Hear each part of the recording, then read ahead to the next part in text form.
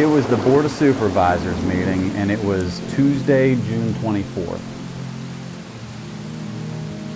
We had heard the storms, so we were nearing the end of the meeting.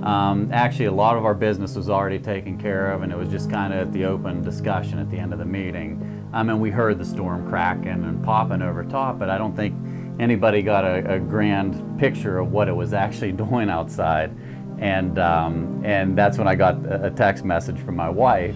She said, "Holy crap, the trees are falling apart. Watch out, or watch driving up the driveway. A limb fell down. I can't tell how big it is." We had a severe weather event, would have been termed as a microburst, that came through shortly before 7 o'clock on Tuesday evening. The microburst brought down power poles. Route 228 is a busy arterial roadway that typically handles about 40,000 vehicles a day. That makes it a busy road segment. These lines were actually freestanding. There was no interference with any trees, anything like that. Actually, I was coming past shortly after it happened. I came past the intersection and everything was shut down, and I immediately knew there was something major that had happened. This was a catastrophic event. Our local 228 was closed, as well as the on and off ramps off of the interstate, 79 interstate. So you couldn't get on or you couldn't get off at that location. There were no injuries, thankfully. However, it is highly unusual that there were no vehicles in the path of the lines and poles as they fell. However, obviously the power lines had snapped, and that did cause a power outage throughout parts of the township and into some of the neighboring communities as well. Our response initially as a police department would have been to close the roadway, trying to detour traffic away from the affected area. Ultimately, again, police were first on the scene, I believe, along with Cranberry Volunteer Fire Company. Beyond that, we had Penn Power, we had Consolidated Communications, PennDOT, along with Cranberry Public Works, who assisted as well.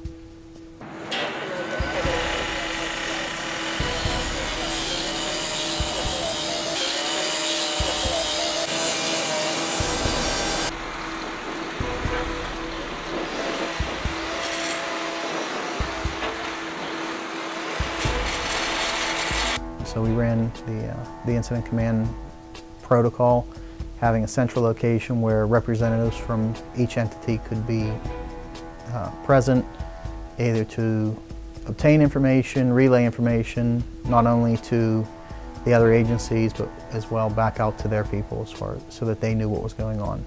We actually did a full court press on communications to get that word out. So it started with contact with the command center to get the exact information, the current information, and the accurate information. So we used the announcements, the alert system, and social media extensively.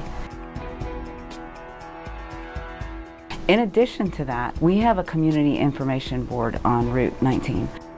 In all, I believe Penn Power responded with in excess of 35 vehicles at one point, along with probably 70 crew members to staff those vehicles. Consolidated responded with their entire crew. Penn Power, I know, brought people from Ohio in to assist because of the enormity of the event. Power was restored to most of the businesses and residents in the area probably within an hour to 2 hours.